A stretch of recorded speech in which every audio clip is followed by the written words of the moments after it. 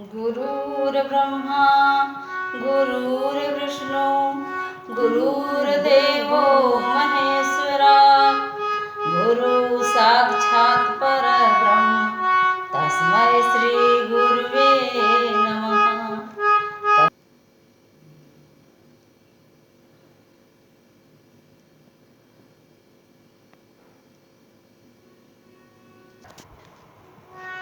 एक बार त्रेता जुग माही, एक बार त्रेता जुग माही, शंभु गए कुंभ सिपाही, शंभु गए कुंभ सिपाही, संग सती जग जननी भवानी, पूजे ही ऋषि अखिलेश्वर जानी।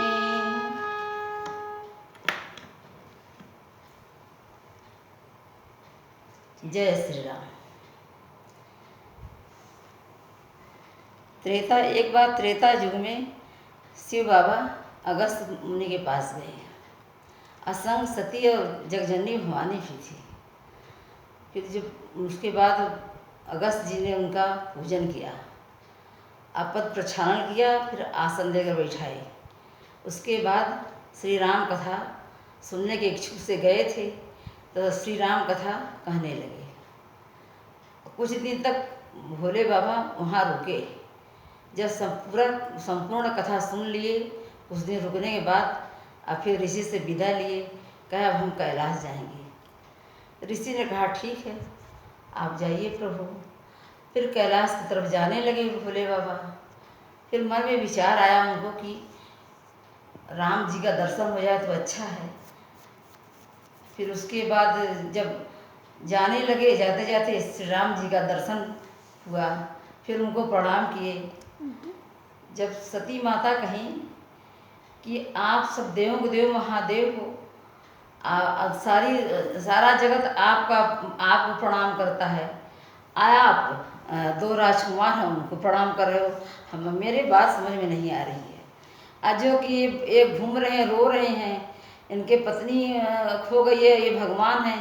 हमारी बात समझ में नहीं आ रहा। कहीं मेरे इष्ट देव हैं, ये नर सती आप क्या जानो, ये नर लीला कर रहे हैं। फिर उस सती के साथ समझाते बुझाते कहते सुनते जाने लगे। मगर सती के अंदर उनके देश का कोई उनके समझ में नहीं आया। फिर उसके बाद जाते जाते एक बट वृक्ष पड़ा। भोले बाबा बोले कि मैं बट के नीचे बैठा रहूँगा। अगर सती तुम्हारे मन में संदेह है, जब तुमको कुछ नहीं समझ में आ रहा तो जाओ परीक्षा ले लो, मगर सोच समझ के परीक्षा लेना सती। कहा ठीक है। फिर उसके बाद वहाँ से सती चल दी। जाते जाते जब रामचंद्र जी के पास पहुँची, लक्ष्मण ने जब उनको दूर से देखा और देखकर चकित हो गए कि ये क्या, माता भेष बदल कर आ गई, ये क्या बात है। मगर कुछ बोले नहीं, धीर गंभीर लक्ष्मण चुप थे। फिर उसके बाद फिर रामचंद्र जी आए और उनको देखे। सती माता को प्रणाम किया, माता प्रणाम, आए अपना परिचय दिए। फिर माता कहें आप अकेले कहाँ भटक रही हैं माता, देवों के देव महादेव कहाँ हैं, भोले बाबा कहाँ हैं। और सती माता इतनी सकुचा गई कि वो उनसे कुछ बोल ही नहीं जा रहा था, क्या बोले। उसके बाद वो कहीं माता की बताइए अब क्या करें, हमने बहुत गलती किया, हमारे स्वामी ने मुझे बहुत समझाया, अब मैं श्री भगवान रामचंद्र जी का परीक्षा लेने आ गई। मैं जाकर क्या उनसे कहूँगी। हृदय में इतनी उनको जलन हुआ, इतना बुला गई कि उनसे सहन नहीं हुआ। फिर भगवान ने सोचा कि मैं इनको कुछ मैं दर्शन कराऊं जिससे इनका भ्रम दूर हो जाए। फिर वो जिधर देखें, आगे देखें तो रामचंद्र जी सीता, पीछे देखें तो रामचंद्र जी सीता, चलती जाए दिखते जाएं। सारे देवता जय जयकार कर रहे हैं, श्री रामचंद्र जी पूजा कर रहे हैं। सीता माता आँख बंद करके बैठ गई। फिर उसके बाद आँख खोली तो देखी रामचंद्र सीता जी, वही रामचंद्र सीता जी। फिर उसके बाद धीरे धीरे भोले बाबा के पास पहुंच गई। जब सती भोले बाबा के पास पहुंची तो भोले बाबा ने मुस्कुरा कर कहा, क्यों सती, परीक्षा ले ली? सती बोली, क्या बोले सती, कुछ नहीं बोली।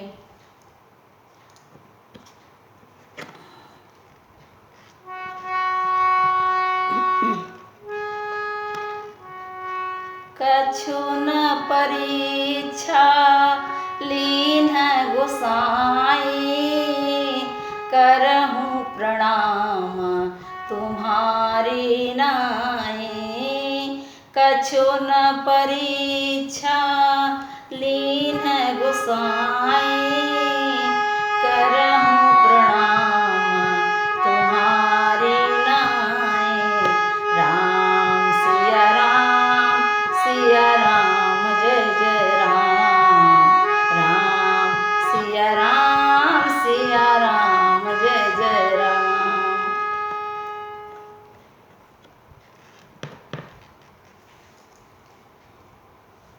भोले बाबा से माता बोली, मैं प्रभु कुछ परीक्षा नहीं लिया, जैसे आप प्रणाम किए ऐसे मैं भी प्रणाम किया। भोले बाबा बोले कि मैंने इतना इनको सिखाया, इतना पढ़ाया समझाया, मेरे समझ में नहीं आया, ऐसा हो ही नहीं सकता कि सती परीक्षा न लियो। भगवान साधना में बैठ गए और देखें तो सती माता सीता माता का रूप धारण कर ली। भोले बाबा बोले, सती ये क्या किया, ये तो माता का रूप धारण कर ली। अब मन में सोचने लगे, बताइए सीता माता का रूप धारण सती ने किया, अब इनको मैं पत्नी के रूप में कैसे स्वीकार करूँगा। भोले बाबा कहे, बोले मन में विचार किए, यही तन सती भेंट अब नहीं, मगर बोले कुछ नहीं। फिर वहाँ से उठे, कहें चलो सती कैलाश पर।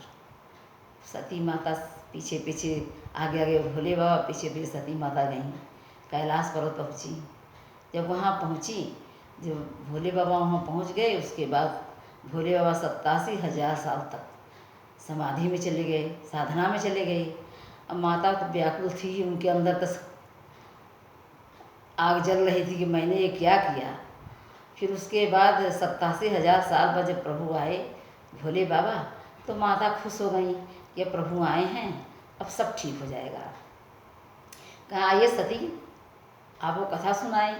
सती माता आई और कथा सुनने, जैसे बाम भाग में बैठती थी वैसे सती माता बाम भाग में बैठने लगी। प्रभु ने, भोले बाबा ने उनको सामने आसन दिया। सती माता को बड़ा दुख हुआ, क्या प्रभु मेरा तिरस्कार किए, वो जान गए कि मैंने जो परीक्षा लिया था। कुछ नहीं बोली, बैठ गई। उनका कथा मन लगता ही नहीं था। किसी तरह कुछ समय बीतेगा, किसी तरह एक दिन उनको एक दिन एक युग के बराबर लगता था सती का, बीत नहीं रहा था। फिर उसके बाद आकाश मार्ग से सारे देवी देवता, किन्नर, गंधर्व, कोई घोड़े पर, कोई विमान पे जा रहे थे। सती माता भोले बाबा से पूछी, प्रभु स्वामी ये लोग कहाँ जा रहे हैं आकाश मार्ग से? तो शंकर भगवान ने कहा कि ये लोग जा रहे हैं राजा दक्ष के यहाँ। कहें राजा दक्ष के यहाँ यज्ञ है। तो कहें आप नहीं चलेंगे प्रभु? कहें मुझे न्योता ही नहीं दिया तो कैसे जाएं आप?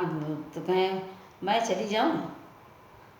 कहें मैं नहीं, कहे तुमको जाने के लिए मैं कैसे कहूँ?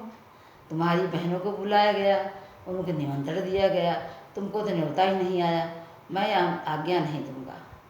सती चुप हो गई। फिर कुछ देर के बाद फिर बोली कि प्रभु आप कहे तो चले जाएं। गुरु के घर और पिता के घर, मित्र घर तो बिना बुलाए भी जा सकता है। कहें जा सकता है, आपके बात से सहमत हूँ, जा सकता है आप, मगर कैसे जाएगा जब कोई कारज न पड़े तब। सती माता नहीं मानी। वो दक्ष की बेटी हठी थी, हठ के कारण भगवान कहें चलो अब इनकी भी इच्छा पूरी कर दिया जाए। वो 2 गढ़ के साथ उनको भेज दिए।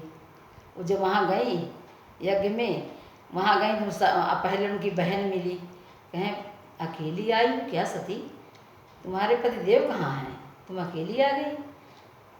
कुछ नहीं सती बोली। फिर उसके बाद उनकी माता देखी और उनके पास आई और उनको ले गई, उनका स्वागत किया और उनको जलपान कराया, बैठ के हाल चाल पूछी, सब कुछ पूछी। फिर माता से बोली सती, माता मैं यज्ञशाला देखे आऊँ। कहाँ बिल्कुल जाओ देखे यज्ञशाला। जब वहाँ पहुँची यज्ञशाला में तो जाकर क्या देख रही हैं कि सारे देवताओं का भाग लगा है, भोले बाबा का भाग नहीं लगा है। सती मन में सोची कि ये क्या बात है, मेरे भोले बाबा का भाग नहीं लगा। और मन ही मन सोच रही थी, देख रही थी इधर उधर कि कहीं और देखे, कहीं लगा ना हो, मगर कहीं नहीं था। तो उन्होंने पिताजी से बोली, पिताजी आप सब देवताओं का भाग लगाए, ब्रह्मा विष्णु महेश इंद्र सबका लगाए, मगर मेरे भोले बाबा का भाग लगा ही नहीं। तो कहाँ उनका भाग नहीं लगाया गया।